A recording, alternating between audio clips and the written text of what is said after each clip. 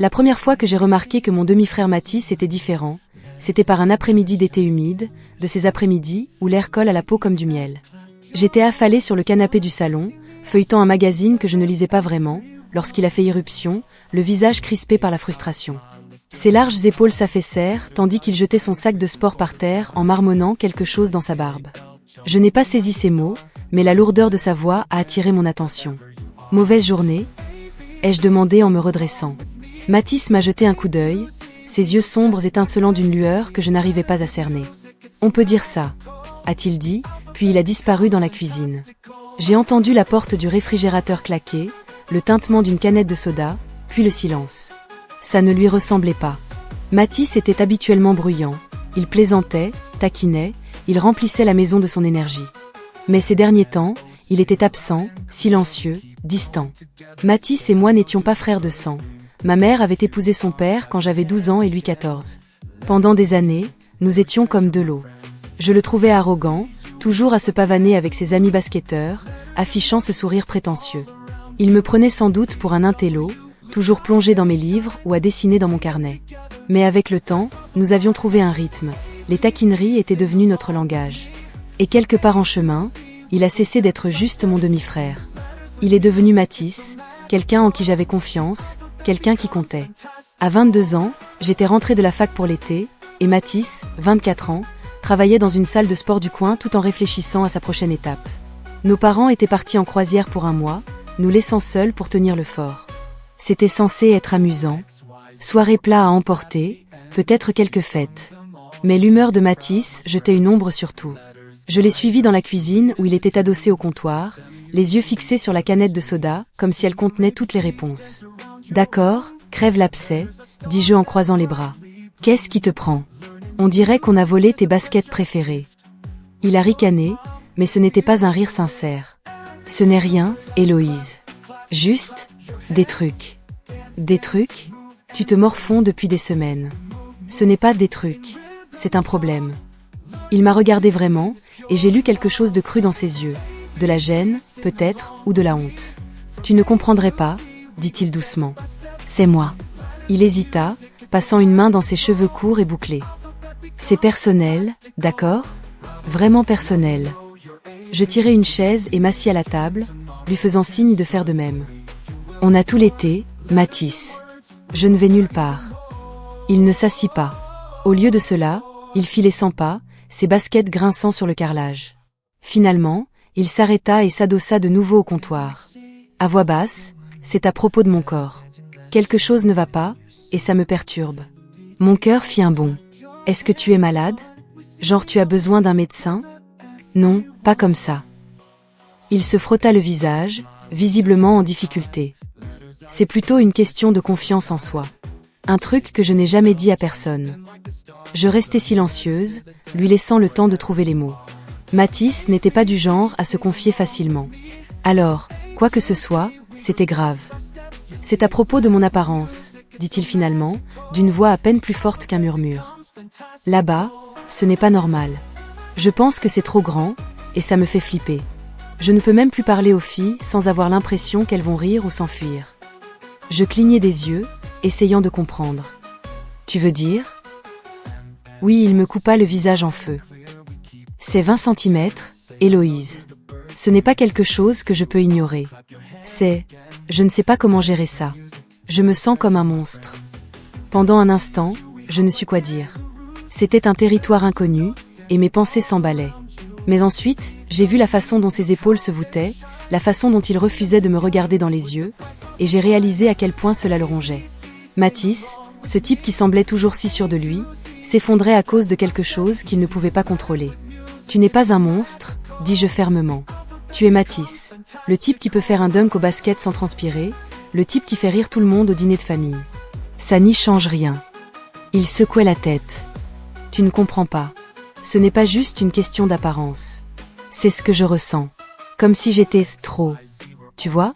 Comme si personne ne voulait de moi à cause de ça. » Je me levai et m'approchai de lui, posant une main sur son bras. « Mathis, écoute-moi. Quiconque te juge pour quelque chose comme ça ne mérite pas ton temps. » Il me regarda enfin, et une lueur d'espoir traversa ses yeux. « Tu le crois vraiment ? » « Je le sais. Mais si ça te perturbe à ce point, tu devrais peut-être en parler à quelqu'un qui puisse t'aider à surmonter ça. Pas seulement moi. Comme un professionnel. Il rit, et cette fois, c'était vrai. Un thérapeute? Non, je n'y suis pas encore. Mais te parler, ça m'aide déjà. Ce fut la première de nombreuses conversations. Les jours suivants, Mathis commença à se détendre. Je le surprenais lorsqu'il voyait qu'il était plongé dans ses pensées, et je le poussais à parler. Parfois, on s'asseyait sur le canapé à partager une coupe de glace, et il m'écoutait raconter comment cette insécurité le hantait depuis le lycée, comment il évitait les vestiaires, comment il se figeait lors des rendez-vous, comment il s'inquiétait chaque fois qu'on le regardait trop ou trop brièvement. C'était comme s'il portait ce secret depuis des années, et maintenant qu'il était révélé, il ne savait plus quoi faire du vide qu'il laissait. J'écoutais, surtout. Je n'avais pas toutes les réponses, mais j'essayais d'être là. Je lui rappelais qu'il était suffisant, que sa valeur ne dépendait pas de son physique. Et petit à petit, j'ai commencé à voir revenir le vieux Mathis.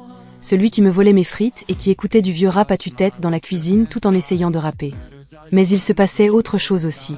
Plus on passait de temps ensemble, plus je me sentais proche de lui. Il ne s'agissait pas seulement d'aider Mathis. Il s'agissait aussi de moi. Je me sentais vide ces derniers temps, comme si mon corps agissait machinalement, attendant que quelque chose le réveille. J'étais déjà sortie avec des mecs, mais aucun ne m'avait jamais vraiment fait sentir vivante. Il y avait quelque chose dans la vulnérabilité de Mathis, dans son honnêteté brute, qui m'a touchée. J'ai commencé à remarquer des choses que je n'avais pas remarquées auparavant. Son sourire se courbait d'un côté, ses mains bougeaient quand il parlait, son rire remplissait la pièce comme un rayon de soleil. Au début, je l'ai repoussé. C'était mon demi-frère, me disais-je. Ses sentiments étaient injustes, compliqués, impossibles. Mais plus on parlait, plus on riait, plus il était difficile de les ignorer. Mon corps réagissait à lui d'une manière inattendue. Mon cœur s'emballait quand il me frôlait, ma peau picotait quand il me regardait un peu trop longtemps. Ce n'était pas seulement physique. C'était plus profond, comme s'il pénétrait des parties de moi que j'avais gardées secrètes. Un soir, tout a basculé. Nous étions dans le salon, en train de regarder un film d'action choisi au hasard. La télévision était allumée, mais aucun de nous n'y prêtait vraiment attention. Mathis était allongé sur le canapé, un bras derrière la tête, et j'étais recroquevillée dans le fauteuil, lui jetant des coups d'œil furtifs. La pièce était sombre, à l'exception de la lumière vacillante de l'écran, et l'air semblait chargé de non-dits. « Héloïse, dit-il soudain d'une voix douce. Puis-je te demander quelque chose ? » « Oui, dis-je en me redressant. Il hésita, ses yeux accrochant la lumière de la télévision. « Tu crois que quelqu'un pourrait me regarder sans s'en soucier ? À propos de... Tu sais. » Mon cœur se serra pour lui. « Mathis, dis-je en m'asseyant au bord de la table basse devant lui. Quelqu'un va te regarder et voir tout le reste. Ton cœur, ta force, ton humour. Et il t'aimera pour ça. Je te le promets. » Il me fixa du regard, son expression s'adoucissant. « Tu es trop doué pour ça, tu sais, dit-il, un léger sourire aux lèvres. Tu me fais sentir que je ne suis pas une catastrophe. Non, tu n'es pas, et pour ce que ça vaut, je te vois, Mathis, tout entier. Et je te trouve vraiment incroyable. » Quelque chose changea dans son regard, quelque chose qui me coupa le souffle. Il se pencha en avant, assez près pour que je sente la chaleur de son corps. « Héloïse, murmura-t-il, tu ne sais pas ce que ça signifie pour moi. » Mon cœur battait si fort que j'étais sûr qu'il entendrait. L'air entre nous était électrique, chargé de tout ce que nous n'avions pas dit. Je voulais réduire la distance, lui dire combien il comptait pour moi aussi, mais les mots restèrent coincés dans ma gorge. « Mathis, commençai-je, mais il secoua la tête. « Ne dis rien, dit-il d'une voix rauque. Ne dis rien si tu ne le penses pas. Parce que je ne sais pas si je pourrais le supporter si tu ne le fais pas. » J'hésitais, l'esprit en bataille. C'était dangereux. Non, franchir cette ligne pourrait tout changer. Notre famille, notre maison, nous. Mais à ce moment-là, je m'en fichais. J'avais traversé la vie comme un somnambule pendant trop longtemps. Et Mathis, c'était la seule chose qui me réveillait. « Je suis sérieuse, dis-je d'une voix ferme. Je te vois, Mathis. Et je veux être plus proche de toi. » Il ferma les yeux un instant, comme s'il essayait de se ressaisir. Lorsqu'il les rouvrit, il y avait quelque chose de nouveau. Quelque chose de féroce et de tendre à la fois. « Héloïse, dit-il en me prenant la main. Ses doigts étaient chauds, forts, et un frisson me parcourut. Tu ne peux pas savoir depuis combien de temps j'avais envie d'entendre ça. Nous n'avons pas bougé tout de suite. Nous sommes restés assis là, main dans la main, avec la télévision bourdonnant en fond sonore. J'avais l'impression d'être au bord de quelque chose d'immense, quelque chose d'irréversible. Mais je ne voulais pas revenir en arrière. J'avais envie de sauter. Ce soir-là, nous n'avons pas été plus loin. Nous avons parlé, vraiment parlé, de tout et de rien. Il m'a raconté qu'il avait toujours admiré ma force tranquille, qu'il m'avait vu devenir quelqu'un qui n'avait besoin de l'approbation de personne. Je lui ai dit que j'avais toujours envié sa confiance en lui, même quand il ne la ressentait pas. Nous avons ri, pleuré un peu, et nous nous sommes endormis sur le canapé, nos mains toujours en contact. Les semaines suivantes se déroulèrent comme un rêve filé de poussière d'étoiles, si intense, si enivrant, que la seule pensée de s'en réveiller nous semblait une sorte de mort. Mathis et moi traversâmes ces jours avec l'intensité tranquille de deux êtres partageant un secret trop précieux et trop dangereux pour être révélé au monde. Nous devînmes experts du silence, de l'échange de regards, et maîtres dans l'art de dissimuler le feu qui brûlait entre nous. Nous n'étions plus seulement demi-frères et demi-sœurs. Ce titre ressemblait à un costume que nous portions pour les autres, un costume qui ne collait guère à la réalité de ce que nous étions devenus. Il y avait quelque chose de brut entre nous maintenant. Et Mathis, c'était la seule chose qui me réveillait. Je suis sérieuse, dis-je d'une voix ferme. Je te vois, Mathis. Et je veux être plus proche de toi. Il ferma les yeux un instant, comme s'il essayait de se ressaisir. Lorsqu'il les rouvrit, il y avait quelque chose de nouveau, quelque chose de féroce et de tendre à la fois. Héloïse, dit-il en me prenant la main. Ses doigts étaient chauds, forts, et un frisson me parcourut. Tu ne peux pas savoir depuis combien de temps j'avais envie d'entendre ça. Nous n'avons pas bougé tout de suite. Nous sommes restés assis là, main dans la main, avec la télévision bourdonnant en fond sonore. J'avais l'impression d'être au bord de quelque chose d'immense, quelque chose d'irréversible. Mais je ne voulais pas revenir en arrière. J'avais envie de sauter. Ce soir-là, nous n'avons pas été plus loin. Nous avons parlé, vraiment parlé, de tout et de rien. Il m'a raconté qu'il avait toujours admiré ma force tranquille, qu'il m'avait vu devenir quelqu'un qui n'avait besoin de l'approbation de personne. Je lui ai dit que j'avais toujours envié sa confiance en lui, même quand il ne la ressentait pas. Nous avons ri, pleuré un peu, et nous nous sommes endormis sur le canapé, nos mains toujours en contact.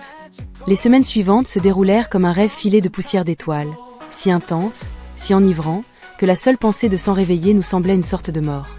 Mathis et moi traversâmes ces jours avec l'intensité tranquille de deux êtres partageant un secret trop précieux et trop dangereux pour être révélé au monde. Nous devînmes experts du silence, de l'échange de regards, et maîtres dans l'art de dissimuler le feu qui brûlait entre nous.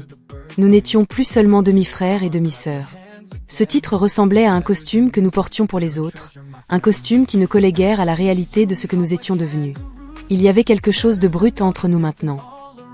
Quelque chose de vivant et de fragile, délicat comme les ailes d'un papillon, et tout aussi facilement brisé. Et pourtant, c'était beau. Terriblement beau.